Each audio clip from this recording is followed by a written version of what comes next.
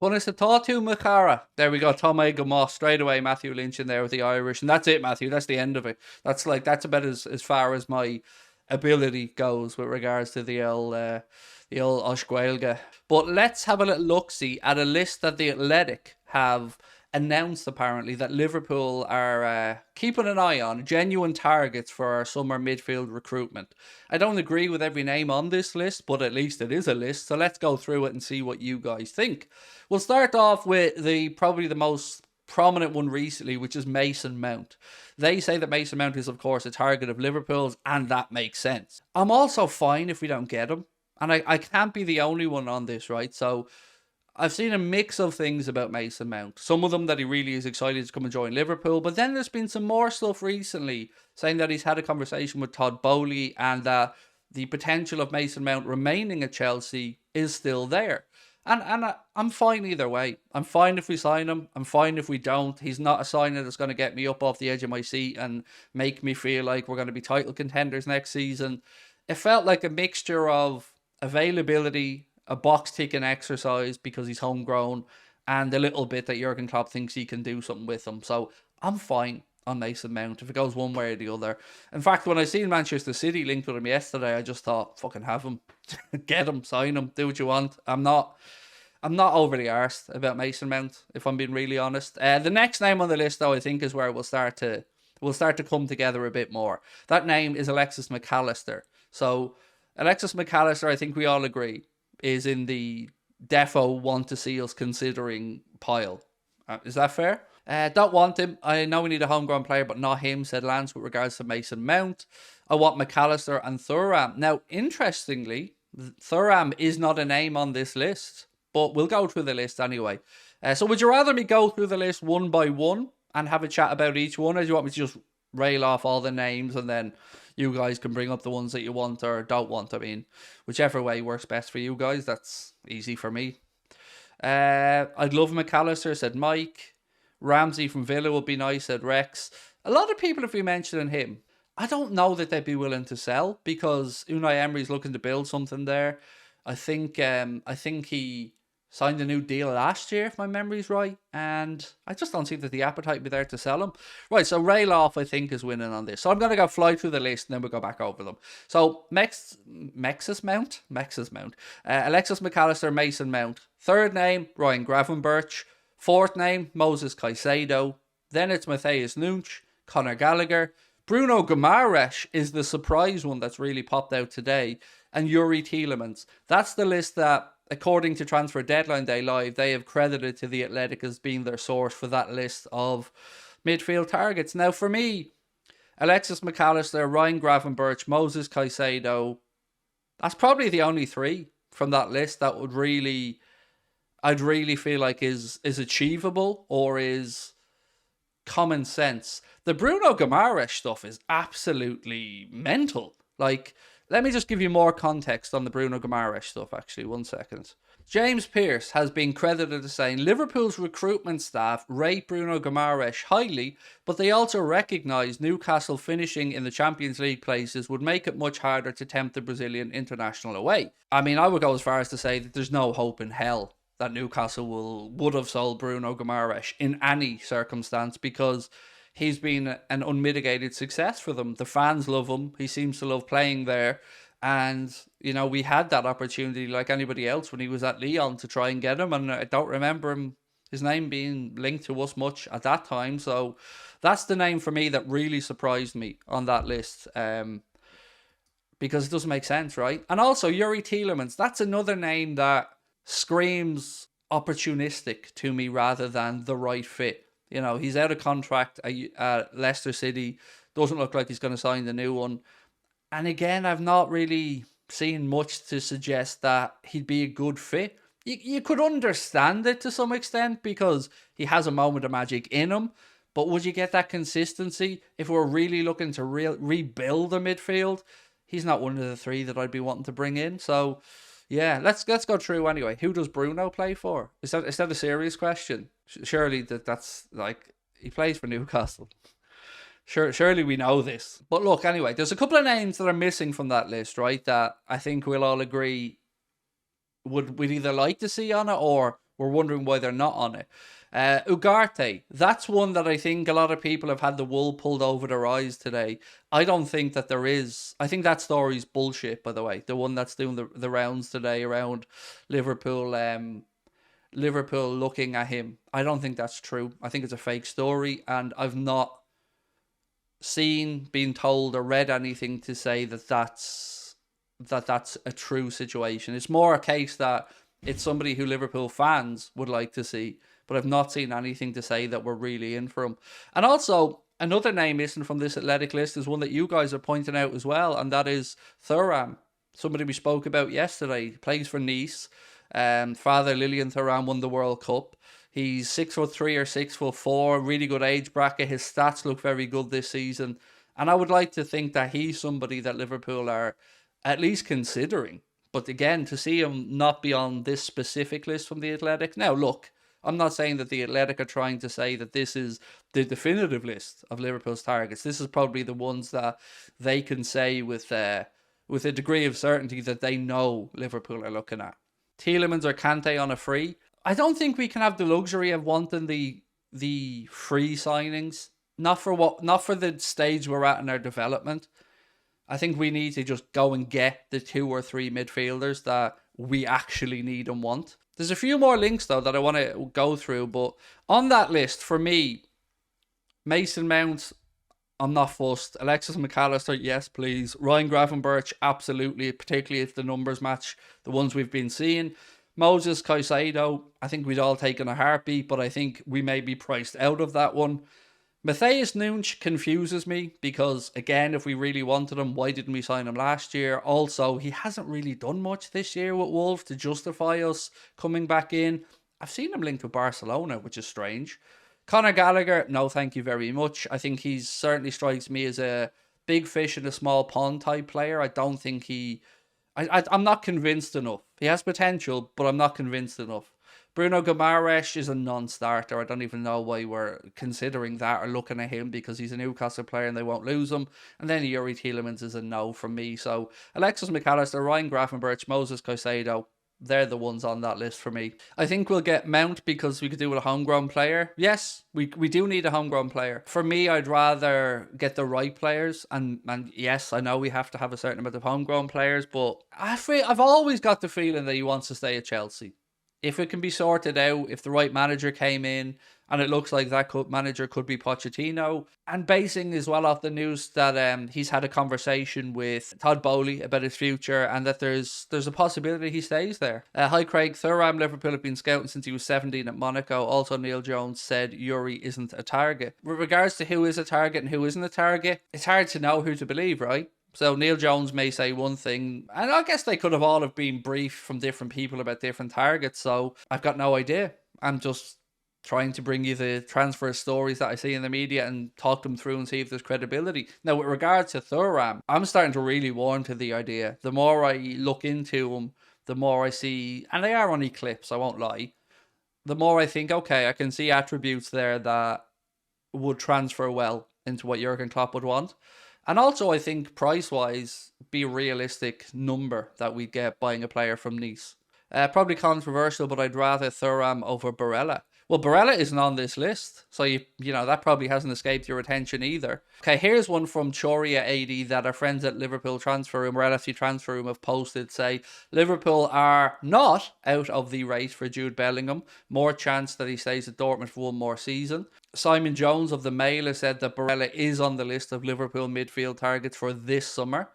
And then again, there was a bit from James Pearce around Bruno Guimaraes. Do you think it'll be a tough game at London Stadium? You know what, Callum? I'm on the fence for that because in one way my mind's thinking, well, West Ham have had a pretty tiring week, right? So they've got a couple of wins in the Prem. They've got themselves into the Europa Conference League semi-finals. And I wonder, for want of a better phrase, have they, sorry parents, have they shot their load? And I wonder will we see a tireder version of West Ham? So I'm unsure what to expect. Will we get the best of West Ham, a confident West Ham, or will we get a West Ham that are maybe a little bit battle-worn and weary because they've all but secured their the place in the Premier League next season. They're certainly out of the relegation battle in my eyes. They're maybe 2 or 3 points away from absolute certainty. I'm not sure. I don't know what to expect. I'm certainly confident about it. I'm always confident when we play West Ham. I don't know why. Again, I don't even know if there's any rhyme or reason to that, but I am. I'm confident we'll slap West Ham, said Irfan. If Lucho starts, I'm confident. Still don't think he's ready to start. Mate, I'd be very, very surprised if we see him starting. You know, he's only had 10, 15 minutes and he was out for a very long time. So, yeah, not a starter for me just yet. I want to see Gomez at right centre-back and Trent over Hendo because Hendo doesn't bring any attributes at the minute. I don't know if I'd agree with that. As much as I am somebody who thinks Henderson's best days are behind him, I do think he still brings something to the team. And I don't know how comfortable I'd feel with Trent in Hendo's right side of midfield position and Gomez at right back. It still feels a little bit... I'd much rather have Henderson in there as well. So I'd much rather... I don't know what way you're setting the team up, but I'd much rather have Henderson and Trent to help out, if that makes sense. I'm going to read out a statement to you guys, and I'm going to ask you if there's anything in this statement that jumps out to you. So bear with me. Again, this is on the Anfield Agenda Twitter account, and again, Connor has credited James Pearce with this. One of the reasons Liverpool ended their pursuit of Bellingham for this summer was a fear the matter would turn into a saga and other potential targets could have already secured moves elsewhere. I'm going to read that back again and ask you if anything jumps out to you from this. One of the reasons Liverpool ended the pursuit of Bellingham for this summer was a fear that the matter would turn into a saga and other potential targets could have already secured moves elsewhere. Anything about that jumps out or stands out to you this summer? That's the phrase to Connor, to me, and to anybody I've shown this to, that it leaps off the page. Why would that jump off the page next summer FC, aren't we? I mean, it jumps off the page because it doesn't say Liverpool have ended their pursuit of Bellingham, full stop. It doesn't go to say Liverpool have ended their pursuit of Bellingham and moved to other targets. It says for this summer. And again, that could be something that we're reading too much into. But again, if you add that into everything else that's been trickling out over the past 24, 48 hours... it makes it a bit more potentially believable that maybe this saga ain't over. So, what was it you were going to be asked, but remind us? Yes, so we're half an hour in. Right, so, content, right? As you know, we like you guys to give us feedback on stuff. So, as things stand, everything Anfield Agenda is moving from Twitch to YouTube in July. But what we wanted to ask you was, Connor and I were speaking today, and Connor pitched something to me that I think makes a lot of sense. And that is, should we keep these shows, the nightly news shows, on Twitch, move our watch-alongs and all the pre-recorded videos we do, and match reaction content over to YouTube, but just keep Twitch for these shows, the ones where it's 100% interactive, and we just chat about the news. So we want to know what you think. Is that the right idea? Would you like to see this kept on here so we get this live content and then we do the watch-alongs on YouTube? So you get the syncing, you get everything that you guys want from that. Because I have to say, when Connor said it to me, I thought, yeah, for me that makes a lot of sense. Because I love these shows. They don't, like, numbers-wise, these shows for us do nothing. But they're some of my favourite shows. I love this time that we spend where it's waffle and fun and, you know what I mean, taking the piss. Simon Jones of the Mail has said that Nicolo Barella has regularly been watched by Liverpool scout Paul Goldrick this season. The Inter Milan midfielder is on the club's list of midfield targets for the summer. I want him ahead of Mount. Let me put that out there. I'm still nervous that coming from Serie A is a risk, but he's a very Premier League type of player and doesn't shirk the physical side of the game. So I'd much rather we sign Barella over Mount, even if he's a couple of years older. I guess, do you think Barella's realistic? Because right now with Juventus having their points reinstated, that pushes them up the table. And I think, if my memory's right, moves Inter Milan down to 6th place. So they're going to miss out on Champions League football unless they win it. But they look, and again, they're in with a chance. They're in the semis, all Milan semi-final. So they're in with a chance. But if they're not in the Champions League, they may be forced to sell. And I think Barella is the one that makes sense to me. So yes, everyone in the chat, Barella, Barella, Barella, Barella. If anyone says Mount, we need to have words, said Matthew. Right, let me throw another one in for you, right? Barella or Palhinha? Because again, if we're bringing in a midfield, couple of midfielders, I think one of them can be 26, 27, but we need younger legs as well. We could make up a song about Barella using the Rihanna song Umbrella. Yeah, definitely. I could definitely see myself singing that next season. 100%. Wait, since when was Barella 26? I guess when he turned 26. What goalkeeper should we be looking at to replace Kelleher? I'm not sure, but let me pose this to you. We have a young goalkeeper in Pitaluga who has time to develop. I would be all for going out there and getting Handanovic for a year or two, if he'd be willing to come in and, have limited games, because his contract's up with Inter. So I'd tag Handanovic as backup for a year or two, if we were realistically looking to see what happens with Pitaluga. He's not going to get a game, but what about Foster? Ben Foster? Ben Foster? Let me ask you this. In what world do you think Kloppo's letting Ben Foster lash around there with a camera and record everything and run around the pitch? I can see Jurgen Klopp taking that camera and fucking it over the main stand. So, nothing about Ben Foster's... and look, I enjoy Ben Foster's stuff, don't get me wrong, but nothing about Jurgen Klopp makes me think that that's something that he'd be happy with. He said, Ben Foster won't go to Liverpool because he's good pals with Goldbridge. Really? You think Goldbridge is going to be a definitive reason for Ben Foster to say yes or no to something in his career? I mean, Jesus, come on.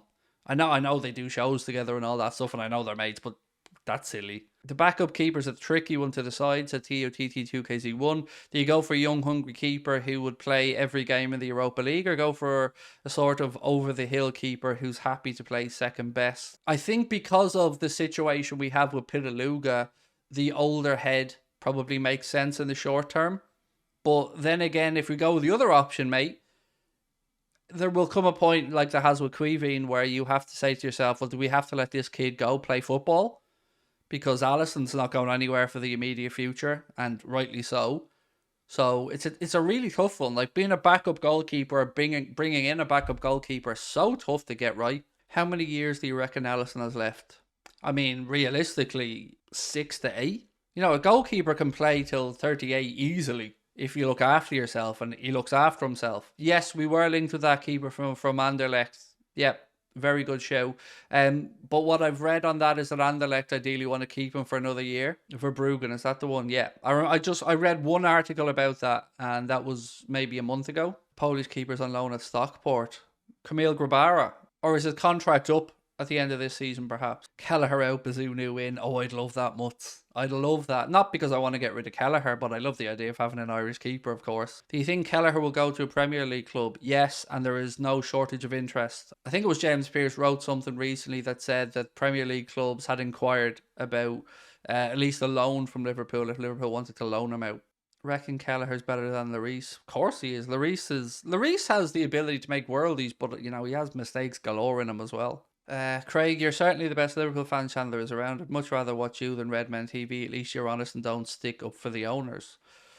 I don't know if what they do or don't do, Chazza, because I don't really watch. I've always been somebody who paid attention to the Anfield rap more. So again, I can't speak to what Redmen do or don't do, but I just think if you're going to be a fan channel and pitch yourself as a fan channel, number one priority should be to speak for the fans sincerely, honestly, and without fear of reprisal. It is very difficult if you start to accept work from the club, interviews from the club, and you get the lovely perks, of course, that may come with that. And I'm sure that, some of the experiences that lads that do work with football clubs have is tremendous. But for me, having the freedom to actually say what I want and what I feel is more important to me than... I mean, I'm somebody in life that just doesn't do well with somebody telling me what I can and can't do. It just doesn't sit well with me. So I could never imagine being in a situation where I can't discuss a topic. That would I'd just rather stop the channel. Crazy, the only person has a genuine human reaction to a game. What gets me is where I have that genuine human reaction, Irfan, and then people try to mock you for it, to say that you're embarrassing, as if they weren't sitting at home on their sofa doing exactly what I was doing. The only difference is I have a camera on me and people can clip up what I say, but if every single person isn't screaming at someone for missing a shot or at a referee for a decision, I don't know why you're watching football if you're not. Like, I think for fan channels, you have a duty to hold people to account, players, manager, and the owners of your club. But you also, you don't want to spread misinformation. You don't want to be unnecessarily harsh. But you have to be yourself, and you have to say what you feel, and you have to be willing to allow other people to have a different opinion about something and have an interaction about it. Cop Talk TV video. Is that the one with Alex? He's a cringy little fucking weasel, that lad. Clickbaited me. The only time I went onto his channel, he clickbaited me and did me dirty with a video. And I'll never, ever, ever forgive the little shit for it. Unless people cross me, I don't really say negative stuff about them where I can, but he did me dirty and I haven't forgotten it. Cop Talk is Duncan Oldham. Oh, okay. Well then, yeah, sorry. My apologies then. If Cop Talk is... Oh, was Cop TV? Was that the other one? Sorry. My apologies to that channel then for getting them mixed up. I don't know that gentleman, Duncan Oldham. Sorry. I don't know who he is. Lucho is so much better on the left. Yeah, what do we think happens when Diaz is fully fit?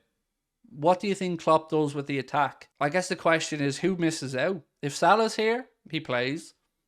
If Lucho's fit and back fully fit, he plays on the left. So what happens to the centre? What happens with Jota, Gakpo and Darwin? Or do we play with a fourth attacker in a deeper role? Diaz on the left is a must. He's not great on the right. Quinn said Diaz, Gakpo, Salah. Salah, Gakpo, Diaz, my front three. But Jesus, like, I can't envision the situation where we're on the hook for up to 100 million for a player and he's not starting regularly. So it seems a weird world where we don't have Darwin in the starting front three.